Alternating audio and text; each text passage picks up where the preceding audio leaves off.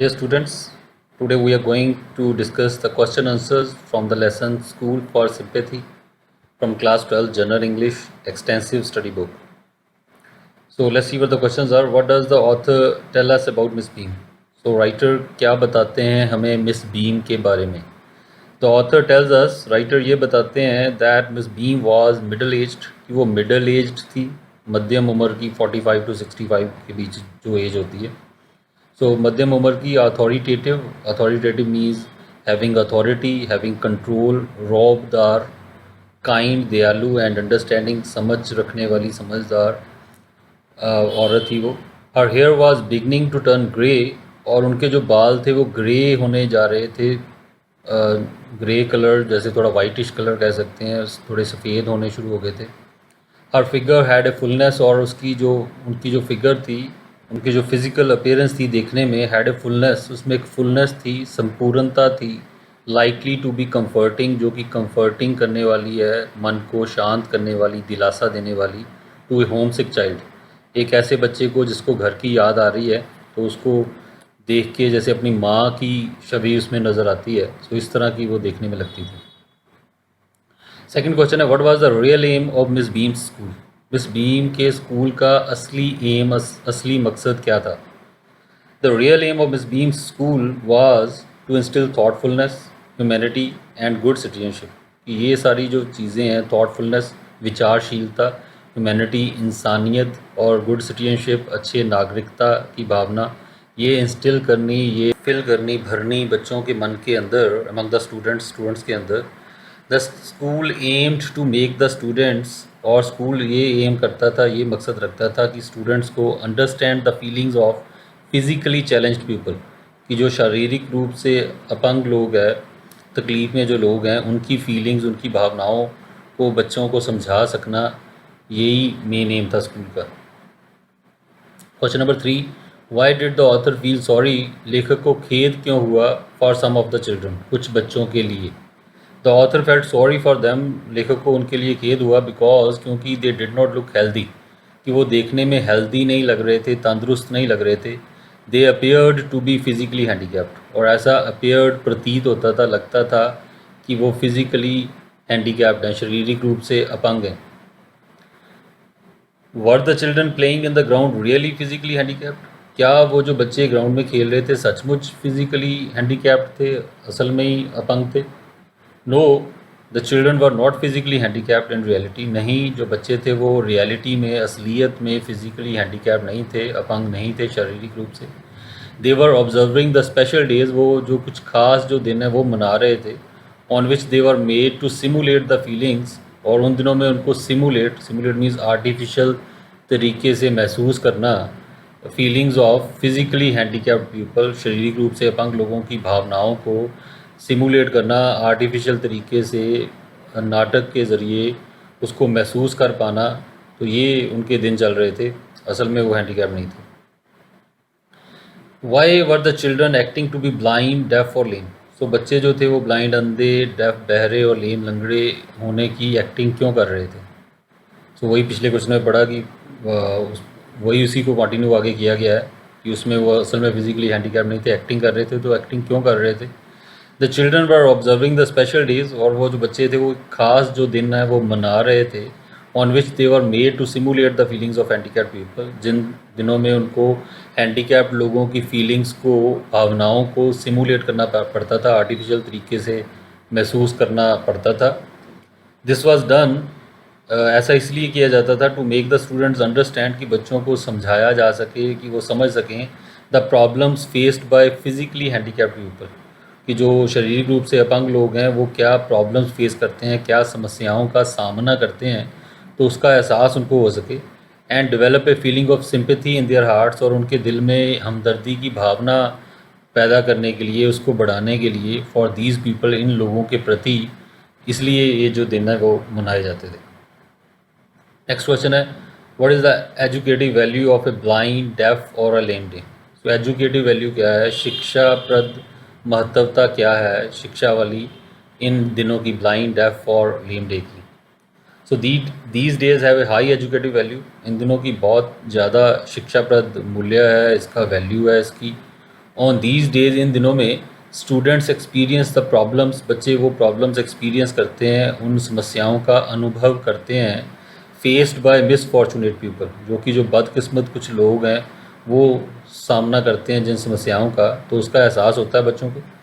It inculcates a feeling of sympathy in them, और ये जो चीज़ है उनके अंदर सिंपैथी की भावना इनकलकेट कर देती है, भर देती है हमदर्दी की भावना बच्चों में।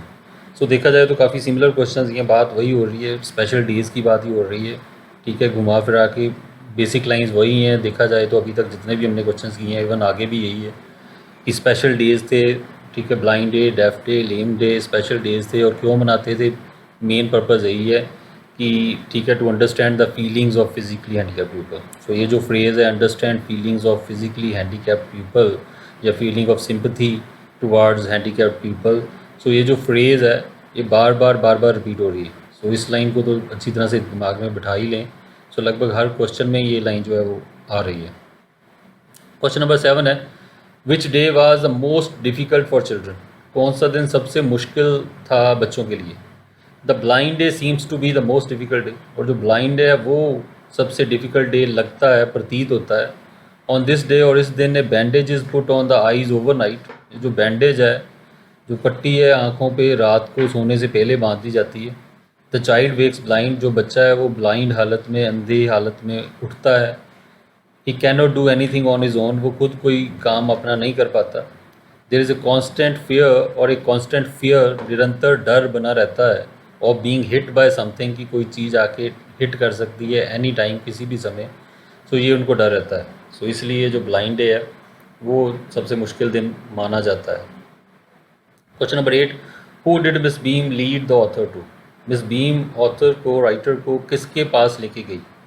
Miss Beam led the author to a little girl, so Miss Beam जो थी वो एक ऑथर को एक छोटी लड़की के पास लेके गई। हुज आईज़ वर बैंडेज्ड, जिसकी आंखों पे पट्टी बंधी हुई थी। She was observing her blind day, और वो अपना ब्लाइंड डे मना रही थी उस दिन, उसका अंधेपन का दिन था उस लड़की का, वो मना रही थी। और अगेन इसमें ये बात देखने वाली है कि जब इन चीज़ों का ख्याल रखना कि डिड लगा हो क्वेश्चन में तो सेकंड फॉर्म लगाते हैं। जैसे यहाँ पे डिड लगा था तो हमने लीड की सेकंड फॉर्म लगाई लेड, ठीक है। इसी तरह आगे जाके यहाँ पे डज लगेगा, डज मतलब फर्स्ट फॉर्म होती है तो वहाँ पे एस ई एस लगता है। तो यहाँ पे टेल है तो इसका टेल्स बन जाएगा, आगे जाके हम खैर क्वेश्चन अभी रीड करेंगे थोड़ी देर में ये। और डू हो तो फर्स्ट फॉर्म रहती है, डज है तो फिर भी फर्स्ट फॉर्म है, एस ई एस साथ में लग जाता है, और जब डिड है तो सेकंड फॉर्म लग जाती है। सो इन ग्रामेटिकल बातों का भी जो है हमने ख्याल रखना है। Question number 9, how did the girl with the bandage eyes feel, और जो वो लड़की थी बैंडेज आइज वाली, आंखों पे पट्टी बंधी थी जिसके, तो वो कैसा फील करती थी ऑन हर ब्लाइंड डे, अपने ब्लाइंड डे किस तरह महसूस हो रहा था उसे। The girl felt awful on her blind day, so लड़की को ऑफुल, पेनफुल, बहुत भयानक, बहुत मुश्किल लग रहा था अपने ब्लाइंड डे वाले दिन, अंधेपन वाले दिन। और eyes were covered with bandage, उसकी आँखों पे पट्टी बंधी हुई थी, पट्टी से ढकी हुई थी आँखें। So she couldn't see anything, इसलिए वो कुछ देख नहीं पाती थी। She was under constant fear, और एक कॉन्स्टेंट फियर था, लगातार निरंतर डर था, और बीइंग हिट बाय समथिंग, कि कोई चीज़ आके हिट कर जाएगी, तो ये डर उसे लगा रहता था उस दिन। और यही पहले भी हमने बात की ब्लाइंड डे वाले दिन क्या प्रॉब्लम होती है, तो वही प्रॉब्लम जो है इस लड़की को हो रही थी उस दिन। Question number 10, what does the girl tell the author about her guides, तो जो गर्ल है वो लड़की है, वो ऑथर को, राइटर को अपने गाइड्स के बारे में, अपने मार्गदर्शकों के बारे में, कि जो उसको बच्चे रास्ता दिखा रहे थे, तो उसके बारे में वो क्या बताती है। The girl tells the author, writer को ये बताती है लड़की, that her guides are pretty good, और वो प्रेटी गुड हैं, काफ़ी अच्छे हैं गाइड्स, जो रास्ता दिखाने वाले बच्चे हैं।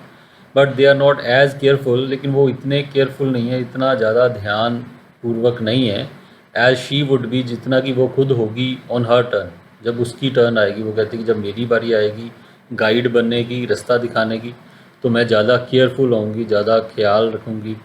और ये जो गाइड्स मेरे हैं वो हालांकि अच्छे तो हैं, लेकिन उतने ज़्यादा केयरफुल नहीं है जितना मैं बनूँगी। Question number 11, what according to the girl with the bandaged eyes is almost a fun, और क्या चीज़ अकॉर्डिंग टू गर्ल, लड़की के अनुसार कौन सी चीज़, तो वो लड़की जो बैंडेज आइज वाली लड़की थी, पट्टी बंदी आँखों वाली, सो उसके अनुसार कौन सी चीज़ ऑलमोस्ट अ फन है, लगभग मज़े वाली बात है। According to the girl with the bandage eyes, so पट्टी बंदी आँखों वाली लड़की के अनुसार, hopping around on a leg, और हॉप अराउंड करना मतलब उछल उछल के चलना, ऑन ए लेग एक टांग पे, विद ए क्रच के सहारे, बैसाखियों के सहारे, ऑन लेम डे वाले दिन, लंगड़ेपन वाले दिन, इज़ ऑलमोस्ट ए फन। सो ये एक फ़न वाली बात है, लगभग फ़न ही है इसमें, मज़ा ही है इसमें। Question number 12, why does she से, वो ऐसा क्यों कहती है, that her head x all the time, कि उसका सिर हमेशा दर्द करता रहता है, ऑन हर ब्लाइंड डे, अपने ब्लाइंड डे वाले दिन। शी सेज सो, वो ऐसा इसलिए कहती है बिकॉज, क्योंकि हर head x all the time from the dodging things, क्योंकि जो उसका सिर है वो दर्द करता रहता है लगातार उन डॉजिंग थिंग्स की वजह से। सो डॉजिंग, जो डॉज कर रही हैं, चकमा दे रही हैं, विच प्रोबेबली आरंट देयर, जो असल में तो वहाँ पे शायद नहीं है, तो लेकिन वो डॉज कर रही हैं, मतलब उसको गुमराह कर रही हैं। सो उन चीज़ों से जो एक्चुअल में नहीं है, रियलिटी में नहीं है, लेकिन लगता है कि हैं, उन चीज़ों से उसको डर लगता रहता है और सिर दर्द होता है उसकी वजह से। So what does the girl with the bandage eyes tell the author about the head girl, और वही क्वेश्चन की जो गर्ल विद बैंडेज आइज, आँखों पे पट्टी बंधी हुई जो लड़की है, वो राइटर को क्या बताती है अबाउट द हेड गर्ल के बारे में। The girl tells the author, वो ये बताती है that the head girl is awfully decent, कि जो हेड गर्ल है वो ऑफुली डिसेंट है, डिसेंट मतलब वेरी गुड, वेरी नाइस, बहुत अच्छी है। ऑफुली, वैसे ऑफुल का वर्ड हमने पहले किया था, उसमें मीनिंग हमने किया था कि काफ़ी बुरा, लेकिन ऑफुली का यहाँ मतलब बुरा नहीं है, यहाँ पे ऑफुली का मतलब है कि ग्रेटली, बहुत ज़्यादा। सो कई वर्ड हैं, अलग अलग कॉन्टेक्स्ट में उसके मीनिंग जो है वो बदल जाते हैं, इन बातों का भी ध्यान रखना है हमें। सो ऑफुली डिसेंट थी, वो कह रही है कि बहुत अच्छी थी वो लड़की, ये बताती है। और what does she say about the gardener, gardener के बारे में वो क्या बोलती है। शी सेज, वो ये कहती है दैट द गार्डनर, कि जो गार्डनर है, जो माली है, is hundreds of years old, वो सैकड़ों साल की उसकी उम्र है, वो इतना बूढ़ा है, ये वो बोलती है। तो अपनी इनोसेंस में, भोलेपन में ये बात कहती है वो। क्वेश्चन नंबर 15 है, व्हाट, लास्ट क्वेश्चन है, what made miss beam think, और कौन सी चीज़ ने मिस बीम को ये सोचना पे मजबूर किया that there was something in her system, कि कुछ ना कुछ समथिंग, कोई ख़ास चीज़ है उसके सिस्टम में, उनके सिस्टम में कुछ खासियत है उनके तौर तरीके में। तो ऐसी क्या बात थी। When Miss Beam came to release the author, जब मिस बीम ऑथर को रिलीज़ करने, सी ऑफ करने, विदा करने आई लेखक को गेट पे, the author told her, author ने उसको बताया that he was sorry to go, कि वो सॉरी फील कर रहा है, खेद हो रहा है उसे, मन नहीं कर रहा जाते वक्त, तो उसको खेद हो रहा है जाते वक्त। This led Miss Beam to believe, और ये जो बात थी, इससे मिस बीम को ये बिलीव हुआ, ये यकीन हुआ, उनको लगा that there was something in her system, कि आखिरकार कुछ ना कुछ तो उनके सिस्टम में ज़रूर है। यदि सब तारीफ़ कर रहे हैं, राइटर भी कह रहे हैं कि मेरा तो यहाँ से जाने का मन ही नहीं कर रहा, तो इसका मतलब जो मेरा सिस्टम है, जो पूरा तौर तरीका है यहाँ पे स्कूल के अंदर पढ़ाने का, तो उसमें ज़रूर कुछ ना कुछ खास है। So these are the question. So 15 question है, बहुत ही सिंपल, बहुत ही छोटे क्वेश्चन हैं। जो फर्स्ट 6-7 क्वेश्चन हैं उनमें देखा जाए तो वही बात हो रही है, ठीक है, कि जो फिज़िकली हैंडीकैप्ड लोग हैं उनकी फीलिंग्स को समझना, ठीक है, उनके साथ सिंपैथाइज़ करना, यही बातें जो लाइन है वो रिपीट हो रही है बार बार फर्स्ट 6-7 क्वेश्चन में। और जो आखिरी फ्यू क्वेश्चन हैं उनमें जो कन्वर्सेशन हुई है उस गर्ल विद द बैंडेज्ड आइज़ की, जो भी उसके बारे में बातें हैं कि वो जो लड़की ने क्या क्या बातें बताई हैं। तो दो ही तरह के क्वेश्चन हैं इसमें, काफ़ी सिंपल है। सो जो लड़की ने अपनी ब्लाइंड डे बारे में क्या बताया, गाइड्स के बारे में क्या बताया, और उसने क्या बताया कि कौन सी चीज़ फ़न जैसी लगती है और सिर दर्द क्यों करता है ब्लाइंड डे वाले दिन, ठीक है, और गार्डनर के बारे में क्या बताया, हेड गर्ल के बारे में क्या बताया। सो सारे क्वेश्चंस वो लड़की की कन्वर्सेशन वाले ही हैं, बहुत ही सिंपल है। So I hope you have understood these questions and the answers, and we'll do the long answer questions in the next video. So goodbye till then. Thank you.